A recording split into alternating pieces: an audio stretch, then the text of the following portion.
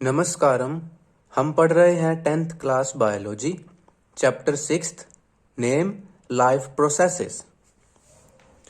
Life processes का मतलब होता है जैव प्रक्रम, यानी जैव प्रक्रियाएं।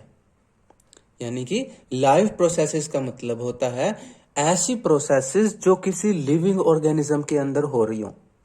जैसे कोई चिड़िया है, या कोई प्लांट है, या कोई बैक्टीरिया है, या ह्यूमन है, या टाइगर, लॉयन, कोई भी लिविंग ऑर्गेनिज्म है इस धरती के ऊपर, और उसके अंदर जो प्रोसेसेस होती हैं वो हम पढ़ेंगे।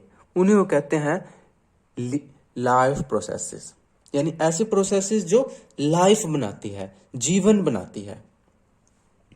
How do we tell the difference between what is alive and what is not alive, कि हम ये डिफरेंस कैसे निकालते हैं कि कौन सी चीज तो जीवित है और कौन सी चीज जीवित नहीं है। यानी कौन सी चीज सजीव है, कौन सी चीज निर्जीव है, या कौन सी चीज लिविंग है, कौन सी नॉन लिविंग है। ये हम इनके अंदर डिफरेंस कैसे निकालते हैं। आप खुद ही सोचिए कि आपको कैसे पता चलता है कि सामने दिखाई दे रही चीज लिविंग है या नॉन लिविंग है। तो इसमें कुछ कैरेक्टर्स होते हैं। लिविंग ऑर्गेनिज्म के कुछ अपने कैरेक्टर्स होते हैं जो नॉन लिविंग में एब्सेंट होते हैं।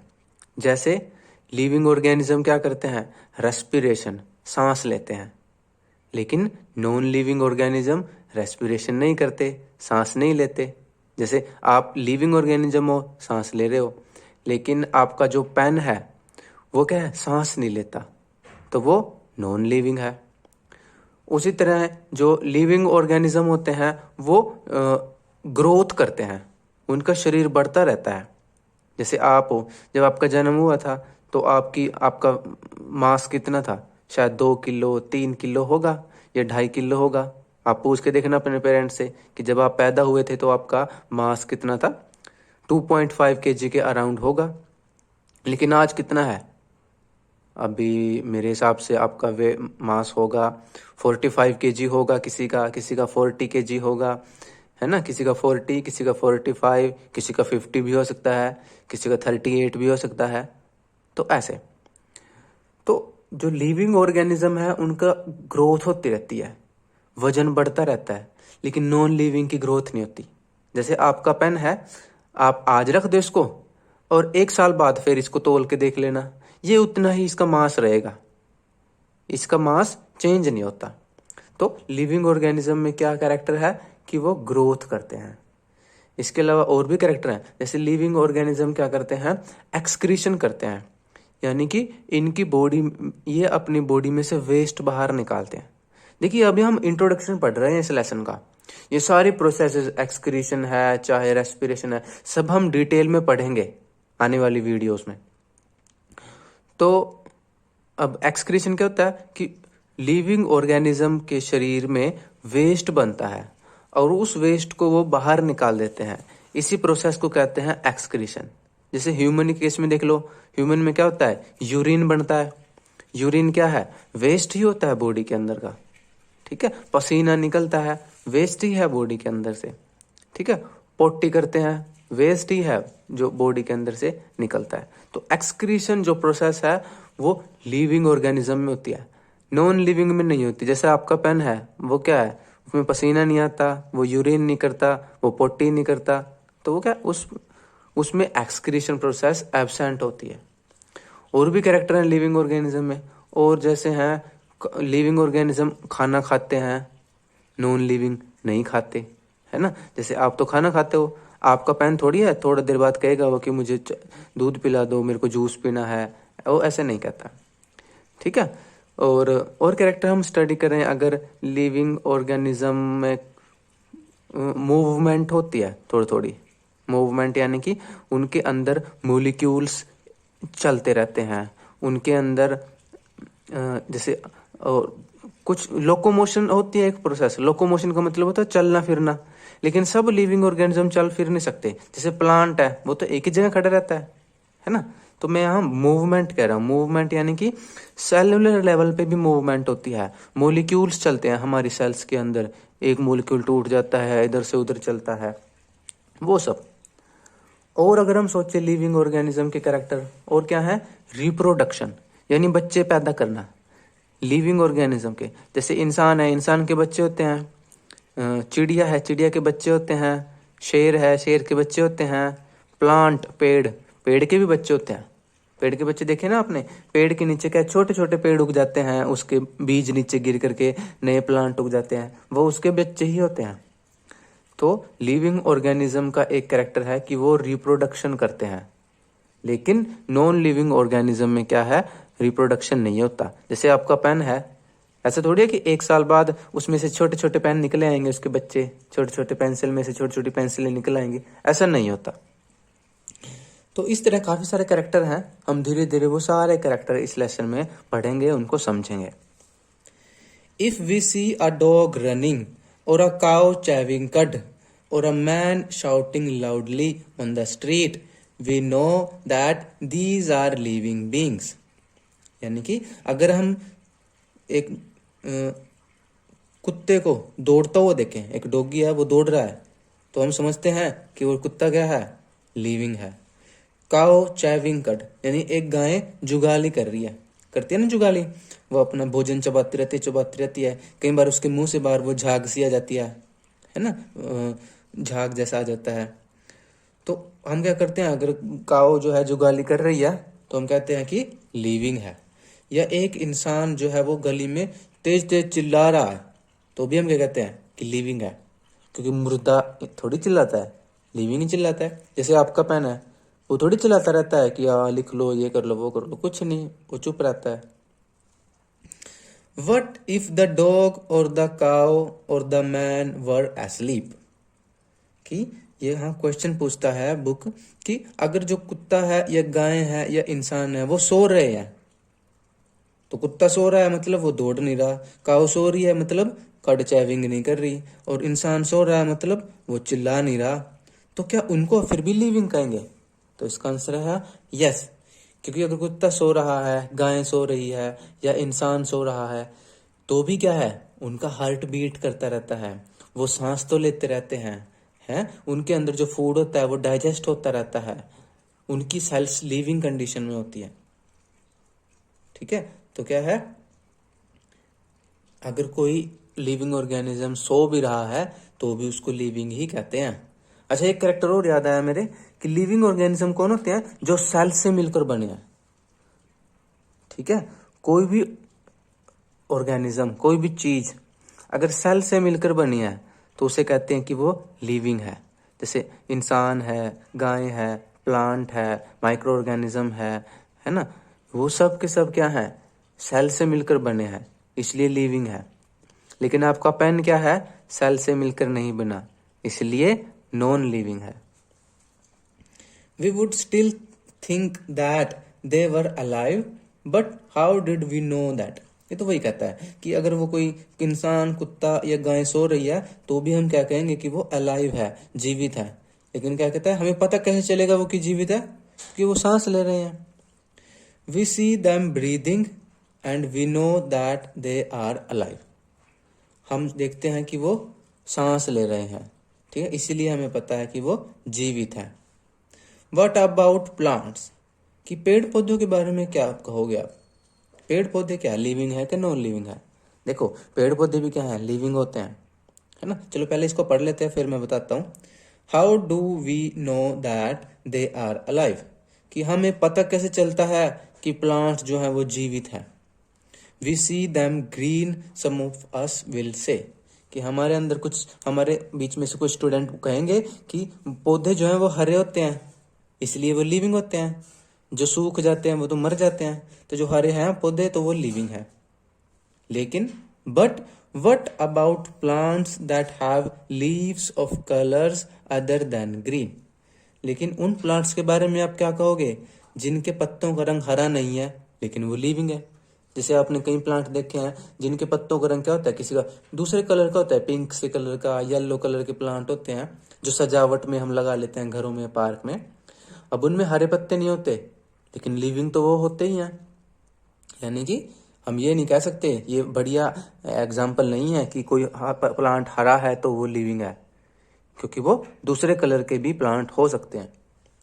They grow over time so we know that they are alive, some will say. ठीक, कुछ स्टूडेंट कहेंगे कि जो प्लांट्स हैं वो ग्रो करते रहते हैं, बढ़ते रहते हैं, हर रोज थोड़े थोड़े थोड़े थोड़े बढ़ते रहते हैं। इसका मतलब क्या है, वो क्या है, अलाइव है। ठीक है, हाँ ये इस पॉइंट सही है कि प्लांट्स क्या ग्रो करते रहते हैं, तो ग्रोथ कौन करता है, जो लिविंग होता है। In other words we tend to think of some sort of movement either growth related or not as common evidence for being alive. कि अगर किसी के अंदर मूवमेंट हो रही है, चाहे वो ग्रोथ के लिए हो रही है, चाहे वो किसी और चीज के लिए हो रही है, तो इसका मतलब है कि वो अलाइव है, लिविंग है। जैसे मूवमेंट, अगर मान लो कुत्ता दौड़ रहा है तो जीवित है तभी तो दौड़ रहा है। ऐसे थोड़ी कह सकते हैं कि मरा वो कुत्ता दौड़ रहा था, नहीं, जीवित है तभी दौड़ेगा, तो वो क्या है। लेकिन एक ग्रोथ रिलेटेड मूवमेंट भी होती है। ग्रोथ रिलेटेड मूवमेंट मतलब जैसे प्लांट है, आज वो, ऐसे समझो, आज वो मान लो 5 फीट लंबाई का है, 1 महीने बाद आपने देखा वो 6 फीट लंबाई का हो गया, तो क्या होगी, वो थोड़ा सा लंबा हो गया ना थोड़ा सा आसमान की तरफ ऊपर बढ़ गया, यानी कि ग्रोथ रिलेटेड मूवमेंट होगी। इसी तरह आप देखते हो छुई मुई के प्लांट, आपने देखा हो, अगर छुई मुई के प्लांट पे क्या पत्तों को अगर आप हाथ लगाओ तो वो बंद हो जाते हैं, मुरझा जाते हैं, थोड़ी देर बाद पत्ते फिर खुल जाते हैं, तो वो भी क्या है, मूवमेंट है, लिविंग है, तभी तो मूवमेंट है। इसके अलावा कुछ मूवमेंट ऐसी हैं जो ग्रोथ रिलेटेड नहीं होती, जैसे कि ये मैं हाथ ऐसे कर रहा हूँ, अब ये क्या है, इससे मेरी ग्रोथ, ऐसे तो नहीं मेरी ग्रोथ हो गई है ऐसे, लेकिन ये क्या है, लिविंग है, तभी तो हाथ ऐसे हिल रहा है ना। कुत्ता दौड़ रहा है तभी लिविंग है, तभी तो दौड़ रहा है, तो वो क्या है, ग्रोथ से रिलेटेड नहीं है, बट वो मूवमेंट तो है, इसका मतलब वो लिविंग ऑर्गेनिज्म है। But A plant that is not visibly growing is still alive. कि जो एक प्लांट होता है वो ना ग्रो तो करता रहता है, लेकिन हमें वो विजिबल नहीं होता। ऐसा कभी नहीं है कि प्लांट आपको बढ़ता हुआ दिख रहा हो, कि आप देख रहे हो और आपकी आंखों के सामने प्लांट बढ़ता जा रहा है, बढ़ता जा रहा है, बढ़ता जा रहा है, ऐसा नहीं होता। वो बढ़ता है लेकिन आपको पता नहीं चलता। आप निशानी लगा लो, 1 हफ्ते बाद देखोगे कि वो 1 इंच बढ़ चुका है, लेकिन आपको पता ही नहीं चलेगा। जैसे आपकी हाइट होती है, आपकी हाइट का भी आपको पता नहीं चलता कि आपकी टांगे बढ़ती जा रही हैं, गर्दन बढ़ता जा रहा है, ऐसा पता नहीं चलता, लेकिन धीरे धीरे बढ़ती रहती है, पर आप उसे देख नहीं सकते। तो वही बात कहता है कि प्लांट की जो हाइट है, जो ग्रोथ है, वो होती तो रहती है, लेकिन हम उसको अच्छे से देख नहीं सकते, ऐसे विजिबली नहीं होती वो। And some animals can breathe without visible movement. और कुछ जानवर ऐसे होते हैं जो सांस लेते हैं, लेकिन वो हमें दिखता नहीं कि वो सांस कब ले रहे हैं, हमारी आंखों में वो मूवमेंट उनकी दिखती नहीं कि वो कब सांस ले रहे हैं, कब सांस छोड़ रहे हैं, ये मूवमेंट हमें दिखती नहीं है। So using visible movement as the defining characteristic of life is not enough. कहता है कि अगर हम ये मूवमेंट अरे छींक आ गई, अच्छा, लिविंग ऑर्गेनिज्म छींके भी मारते हैं, तो ये भी एक कैरेक्टर है। हाँ, चलो ये तो फनी पार्ट था। क्या है कि कहाँ थे हम, हाँ, कि जो ये मूवमेंट है इसको हम एक एक अच्छा कैरेक्टर नहीं ले सकते लाइफ के लिए।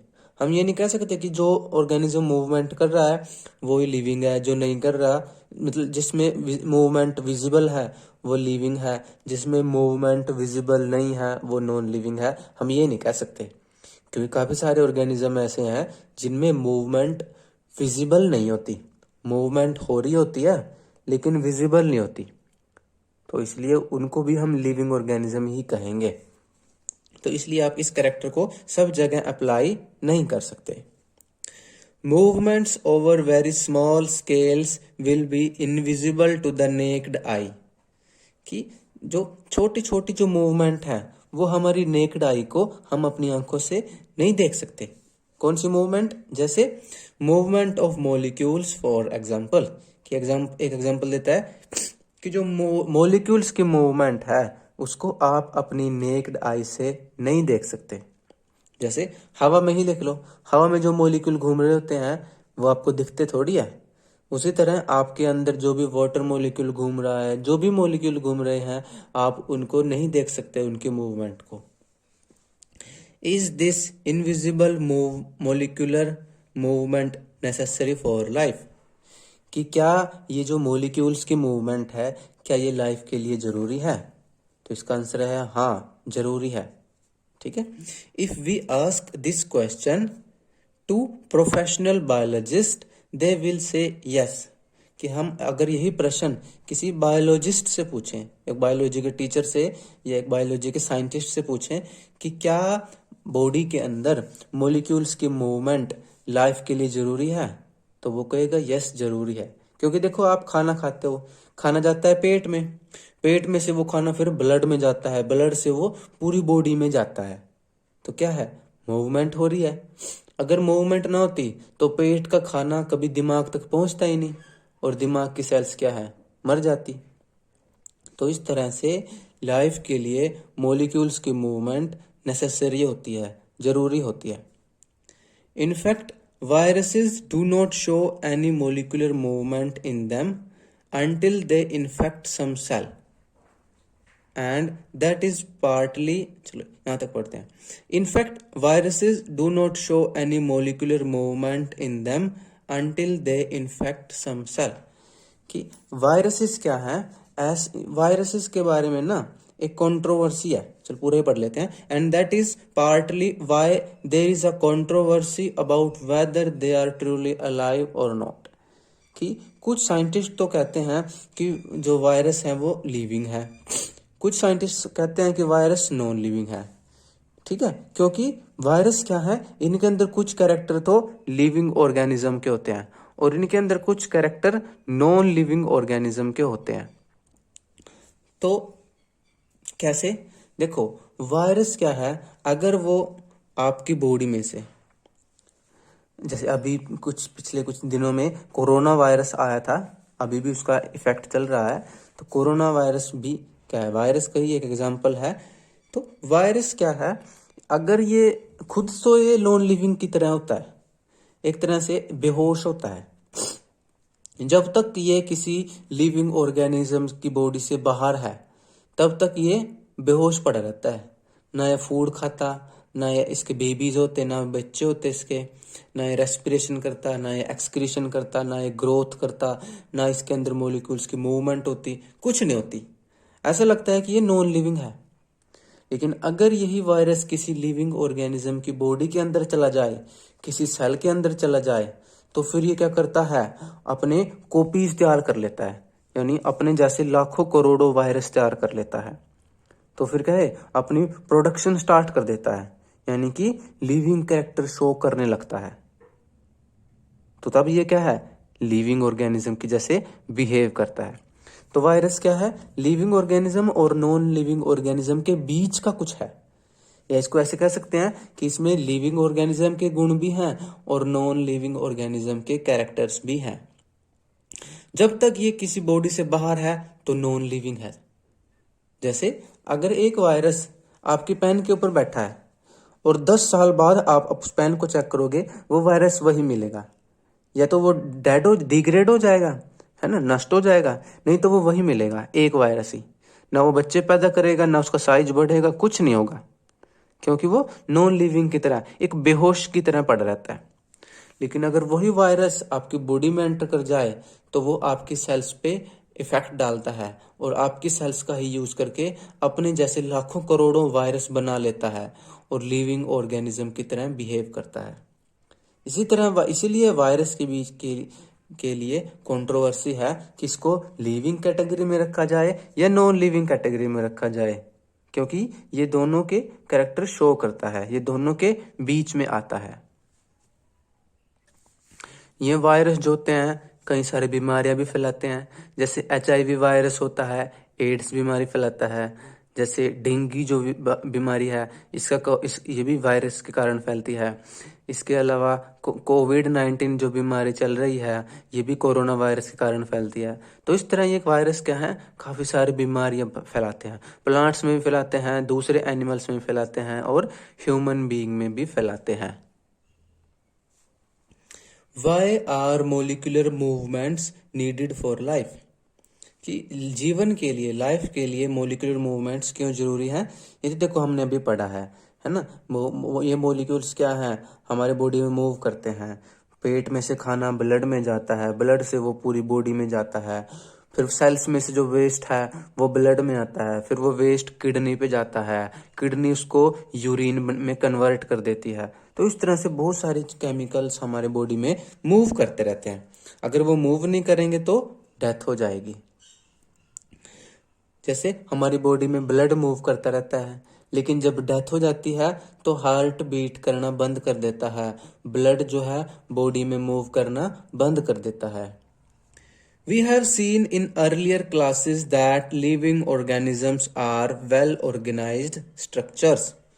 कि ये हम आज जो पिछली क्लासेस हैं उसमें हम पढ़कर आए हैं कि जो लिविंग ऑर्गेनिज्म होते हैं उनमें एक स्पेशल स्ट्रक्चर होता है ना। वो पूरा शरीर क्या है, एक स्पेशल स्ट्रक्चर है। दे कैन हैव टिश्यूज, तो ऑर्गेनिज्म के अंदर टिश्यूज होते हैं। टिश्यूज हैव सेल्स, टिश्यूज के अंदर सेल्स होती हैं। Cells have smaller components in them, और सेल्स के अंदर भी छोटे छोटे और कंपोनेंट होते हैं। एंड सो ऑन, और इस तरह चलता रहता है ना। जैसे टिश्यू के अंदर सेल है, सेल के अंदर क्या है, न्यूक्लियस, माइटोकॉन्ड्रिया, एंडोप्लाज्मिक रेटिकुलम, है ना। सेल ऑर्गेनेली होते हैं, और फिर सेल ऑर्गेनेली के अंदर कहीं प्रोटीन होते हैं, कहीं काफी सारे केमिकल्स होते हैं, मोलिक्यूल्स होते हैं। Because of the effects of the environment, this organized, ordered nature of living structures is very likely to keep breaking down over time. कि environment की वजह से क्या होता है, हमारी बॉडी का जो स्ट्रक्चर है वो टूटता रहता है। हमारी बॉडीज में काफ़ी सारे केमिकल्स टूटते रहते हैं, ठीक है। आप खुद भी देखते हो कि बॉडी में कहीं सेल्स डेड होती रहती हैं, इंजरी होती रहती है। देखो हमारी बॉडी में हर रोज लाखों करोड़ों सेल्स डेड हो जाती हैं। If order breaks down the organism will no longer be alive. अगर बॉडी का ये ऑर्डर टूट गया तो ऑर्गेनिज्म मर जाएगा, है ना। मतलब बॉडी में जो है ऑर्गन, टिश्यू, सेल्स अगर प्रॉपरली वर्क कर रही हैं तो लिविंग है, अगर ये प्रॉपरली वर्क नहीं कर पाएंगी तो ऑर्गेनिज्म डेड हो जाता है। So living creatures must keep repairing and maintaining their structures. तो क्योंकि हमारी बॉडी में क्या है, हर रोज लाखों करोड़ों सेल्स टूट जाती हैं, तो इसलिए अगर ऐसा ही होता रहा तो हर रोज लाखों सेल मरती रहेंगी और हम तो डेड ही हो जाएंगे एक दिन। इसलिए क्या होता है, हर रोज बॉडी में लाखों सेल्स डेड भी होती हैं, लेकिन फिर लाखों करोड़ों सेल्स नई भी बन जाती हैं। यानी कि बॉडी में रिपेयरिंग सिस्टम चलता रहता है, बॉडी की मेंटेनेंस चलती रहती है, तभी तो हम लिविंग है। जब एक ऑर्गेनिज्म के अंदर ये रिपेयरिंग और मेंटेनिंग बंद हो जाती है तो वो डेड हो जाता है। सिंस ऑल दीज स्ट्रक्चर्स, देखो आप देखते हो ना, जो आप लिविंग हो तो कोई समस्या नहीं है। जब नॉन लिविंग बॉडी होती है तो क्या है, धीरे धीरे उसमें कीड़े पड़ जाते हैं, उसमें बदबू हो जाती है, वो बॉडी गल सड़ करके मिट्टी में बदल जाती है। ऐसा क्यों होता है, क्योंकि उसके अंदर रिपेयरिंग और मेंटेनिंग प्रोसेस स्टॉप हो जाती हैं, इसलिए सारा शरीर डिग्रेड हो जाता है। Since all these structures are made up of molecules, they must move molecules around all the time. कि हमारा पूरा शरीर मॉलिक्यूल से मिलकर बना है, इसलिए हमारे शरीर में ये मॉलिक्यूल्स मूव करते रहने चाहिए। हड्डियों क्या चाहिए, फूड में से ले लेती हैं। सेल्स के पास जो वेस्ट है वो किडनी पे भेज देती है, यूरिन में से बाहर निकल जाता है। ये मॉलिक्यूल्स मूव करते रहने चाहिए। What are the maintenance processes in living organisms? Let us explore. कि हम जो लिविंग ऑर्गेनिज्म है उनके अंदर मेंटेनेंस किस प्रोसेस से होती है, मेंटेनेंस कैसे होती है, अब वो हम डिटेल में पढ़ेंगे। यहां से हम पढ़ेंगे अगली वीडियो में। मैं रिक्वेस्ट करता हूँ कि आप यहाँ तक अपनी एनसीईआरटी बुक में से ज़रूर पढ़िएगा। मिलेंगे अगली वीडियो में अगले टॉपिक के साथ। तब तक के लिए stay healthy, study joyfully and नमस्कारम।